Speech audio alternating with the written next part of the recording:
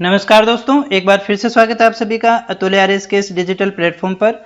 और दोस्तों, जैसा कि हमने शुरू किया था रीड साइकोलॉजी का कंप्लीट सिलेबस, अपनी चल रही थी यूनिट नंबर 3 और टॉपिक चल रहा था अपना पहला, विभिन्न अधिगमकर्ताओं की समझ, जिसके अंदर हमने पिछड़े, विमंदित, प्रतिभाशाली, सृजनशील इन बालकों के विषय में पढ़ लिए थे और कुछ और भी हमने देख लिए थे। यानी हमने सबसे पहले जो हमारे विशिष्ट बालक हैं, 7 प्रकार के जो विशिष्ट बालक आते हैं, उन सभी के विषय में हमने डिस्कस कर लिया, यानी कुछ ज़्यादा ही कर लिया। अब यहाँ पर एक छोटे छोटे से टॉपिक रह जाते हैं, उनके विषय में भी बात कर लेते हैं और इसी के साथ फिर ये अपना ये वाला जो टॉपिक है वो कंप्लीट हो जाएगा। आज की क्लास बड़ी छोटी सी रहने वाली है, लेकिन ज़रूरी थी, इसलिए अपने उसको भी अच्छे से करने वाले हैं। तो चलिएगा शुरू करते हैं क्लास को। और क्लास को शुरू करने से पहले वीडियो को अगर अभी तक आपने लाइक नहीं किया है तो कर दीजिएगा, चैनल को सब्सक्राइब नहीं किया है तो कर लीजिएगा, क्योंकि पूरा कोर्स केवल आपको यहाँ इसी चैनल पर करवाने वाले हैं। तो यहाँ पर देखिएगा, इन 7 बालकों के विषय में हमने बात की थी। प्रतिभाशाली, पिछड़े, मंदबुद्धि, समस्यात्मक, बाल अपराधी, दिव्यांग, सृजनात्मक, ये सभी हमने अच्छे से डिस्कस कर लिए। इसके बाद में हम देखते हैं जो हमारी 1-2 चीज़ें रह गई थी, जिसमें अलाभान्वित बालक और अधिगम अयोग्य बालक की बात अपने कर रहे थे। अलाभान्वित बालक कौन से होते हैं? तो ऐसे बालक जो जीवन की सामान्य जीवन की सुख सुविधाओं से वंचित रह जाते हैं, वह अलाभान्वित या वंचित बालक कहलाते हैं। ये समुदाय के सामाजिक व आर्थिक वर्ग से जुड़े होते हैं, पिछड़े वर्ग से जुड़े होते हैं, या हम इसको इस तरह से कहें जिनको शिक्षा अच्छी नहीं मिल पा रही है, रहना सहना उनका अच्छा नहीं हो पा रहा है, खाना अच्छा नहीं है, भोजन अच्छा नहीं है, यानी समाज की मुख्य धारा से जो कटे हुए हैं, जो सामान्य से सामान्य सुख सुविधाएं हैं वो उनको मिल नहीं रही हैं, उनसे वंचित हैं। तो ऐसे बालकों को हम अलाभान्वित बच्चे कहते हैं, अलाभान्वित बालक कहते हैं। ये होते कौन है? ये समुदाय जो है वो सामाजिक रूप से भी और आर्थिक रूप से भी पिछड़े वर्ग से जुड़े हुए होते हैं। यानी सामाजिक पिछड़े और आर्थिक रूप से पिछड़े बच्चे जो होते हैं वो इसी श्रेणी में आते हैं। इनकी विशेषताएं क्या हैं? तो देखिएगा, सबसे पहली विशेषता जो भी हमने बात की, हम इनको पहचानते भी सामाजिक और आर्थिक स्तर से है, तो इनका सामाजिक स्तर और आर्थिक स्तर जो होता है वो बहुत ही न्यून होता है, निम्न सामाजिक आर्थिक स्तर इनका देखने को मिलेगा। दूसरी बात, इनका सेल्फ जो कॉन्सेप्ट है वो भी कैसा होता है? नेगेटिव होता है। आत्म संप्रत्यय जो है वो इनका नकारात्मक होता है, बिल्कुल, यानी नेगेटिव सोच वाले लोग होते हैं ये। और इनका भाषात्मक विकास जो है वो बहुत ही अल्प होता है, अल्प भाषात्मक विकास वाले होते हैं ये। और इनकी सोच जो है वो नेगेटिव सोच होती है, नकारात्मक सोच वाले होते हैं ये। इनकी सोच कैसी है? नकारात्मक है, बिल्कुल नेगेटिव सोच वाले ये होते हैं। और सामाजिक आर्थिक पिछड़ापन है, आत्मसंप्रत्यय, यानी आत्मसंप्रत्यय होता है क्या है? सेल्फ कॉन्सेप्ट, यानी हम अपने बारे में कैसा सोचते हैं। हर व्यक्ति अपने बारे में क्या सोचता है? जैसे मैं अच्छा हूँ, मैं गुस्सैल हूँ, मैं ईमानदार हूँ, मैं बेईमान हूँ, मैं क्रोधी हूँ, मैं पढ़ा लिखा हूँ।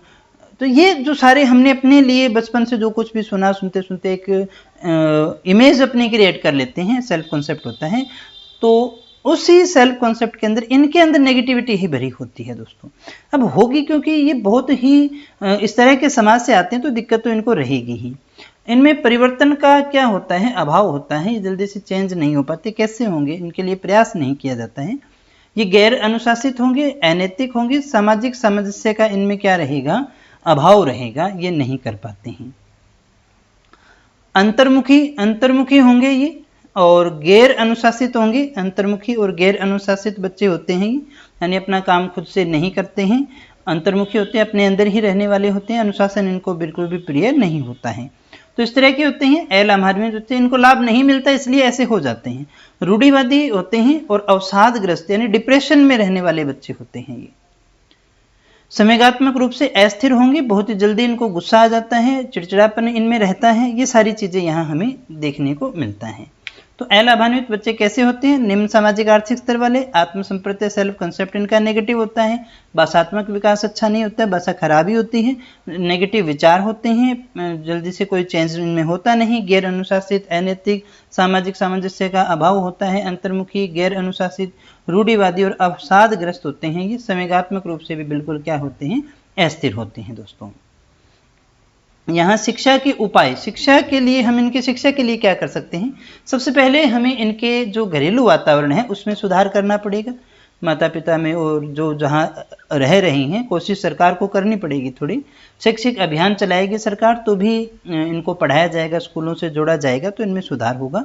ऐसे बालकों का सफलता का मूल्यांकन करेंगे। सबसे जरूरी जो चीज़ है, ऐसे बालकों की सफलता का मूल्यांकन इनको करना पड़ेगा भी, ये कितने सक्सेस हो पाए हैं। व्यवहार में परिवर्तन करने की विधियों का प्रयोग करेंगे, यानी अभी हमने देखा कितनी सारी नेगेटिविटी है, तो उनका व्यवहार जो उसी हिसाब से नेगेटिव होता है तो उसको पॉजिटिव कैसे किया जाए, उसको सुधारा कैसे जाए, उसके लिए विभिन्न विधियों का प्रयोग किया जाता है। प्रत्यक्षात्मक प्रत्यक्ष रूप से इनको क्या होगा, प्रशिक्षण दिया जाता है। लाभकारी और रुचिपूर्ण विधियों का प्रयोग किया जाए पढ़ाने के अंदर, ऐसी विधियां जो लाभकारी हो, इंटरेस्टिंग जो मेथड्स हो उनका यूज किया जाए। फिर हम बात कर लेते हैं अगले प्रकार की, अधिगम अक्षमता वाले बालक, लर्निंग डिसेबिलिटी बोलते हैं। अधिगम अक्षमता एक वृद्ध प्रकार के कई आधारों पर इसको विभेदीकृत किया गया है। ये सारे विभेदीकरण अपने उद्देश्यों के अनुकूल होते हैं। थोड़ी भाषा टिपिकल है, मैं समझा दूंगा इसको। इसका प्रमुख विभेदीकरण जो है ब्रिटिश कोलंबिया और ब्रिटेन के शिक्षा मंत्रालय द्वारा पुस्तक supporting students with learning disability या गाइड फॉर टीचर्स में दिया गया है। यहाँ देखिएगा लर्निंग डिसेबिलिटी जैसे अपने ये मानते हैं ना, फिजिकल डिसेबिलिटी होती है जिसको आंखों से दिखाई नहीं देता, ऐसे ही सीखने के अंदर क्या है, कुछ एक अक्षमताएं बच्चों में देखने को मिलती है। यानी जैसे कुछ वे पढ़ना जिनको नहीं आ पाता, कुछ को सुनना नहीं आता, कुछ को समझना नहीं आता, मतलब ऐसी लर्निंग डिसेबिलिटी, वो एक प्रकार से डिसेबल है उस चीज़ के अंदर। जैसे शारीरिक विकलांगता होती है वैसे ही किसी एक पर्टिकुलर लर्निंग के अंदर इनको डिसेबिलिटी हो जाती है। यहाँ देखें ज़्यादातर आपको इसी में से क्वेश्चन आते हैं। डिसलेक्सिया, ये कुछ रोग हैं लर्निंग डिसेबिलिटी के, टाइप्स बोल सकते हैं डिसलेक्सिया, और यहाँ से डेफिनेट हमारा एक क्वेश्चन आ जाता है, तो अच्छे से इनको याद ही करना है, ज़्यादा कुछ इसमें है नहीं। जो बच्चा अक्षरों को सही ढंग से पढ़ नहीं पाता है तो पढ़ने संबंधी जो विकार है वो डिसलेक्सिया कहलाता है। डिस्ग्राफिया, यहाँ ग्राफ से आप याद रख सकते हैं, लिखने संबंधी जो भी विकार हैं वो डिस्ग्राफिया होंगे। डिस्कैलकुलिया, कैलकुलेशन हो गया, तो यानी गणितीय कौशल जो हैं इस संबंधी जो विकार हैं वो इसमें पाए जाएंगे। डिस्फेसिया यानी वाक संबंधी, बोलने से संबंधित इसमें विकार होंगे। और डिस्प्रेक्सिया, लेखन और चित्रांकन संबंधी जो है विकार होगा इनमें, डिस्प्रेक्सिया। यहाँ ये तो बहुत इंपॉर्टेंट है, यहाँ पर सबसे ज़्यादा आने की संभावना रहती है, इनमें से सबसे ज़्यादा क्वेश्चन आता है अपना। इसके बाद में डिसऑर्थोग्राफिया भी है जिसमें वर्तनी संबंधी विकार पाया जाता है। ऑडिटरी प्रोसेसिंग डिसऑर्डर है, श्रवण संबंधी विकार है। विजुअल परसेप्शन डिसऑर्डर है, यहाँ दृश्य प्रत्यक्षीकरण क्षमता संबंधी विकार आता है, यानी जो दृश्य होता है उसका प्रत्यक्षीकरण नहीं कर पाता, उसको समझ नहीं पाता है। Sensory integration and processing disorder है, इंद्रिय समन्वय क्षमता संबंधी विकार है ये। और ऑर्गेनाइजेशनल लर्निंग डिसऑर्डर है, यहाँ संगठनात्मक पठन संबंधी विकार हैं। तो यहाँ ज़्यादातर अपने को ये डिस वाले हैं ना, यहाँ से ज़्यादा क्वेश्चन आने की संभावना होती है, लेकिन मैंने आपको सारे करवा दिए, सिर्फ इसमें और गहराई में हमें इसमें जाने की आवश्यकता नहीं है, बस ये इतने ही टाइप्स हैं जहाँ से क्वेश्चन आते हैं। डिस वाले से ज़्यादा आते हैं, बाकी नीचे वाला भी कभी आए तो आप आराम से कर पाएंगे। तो दोस्तों ये था हमारा आज का टॉपिक, और ये वाले जो फर्स्ट यूनिट का फर्स्ट टॉपिक था, सॉरी थर्ड यूनिट का फर्स्ट टॉपिक था, वो अपना कंप्लीट हो गया है।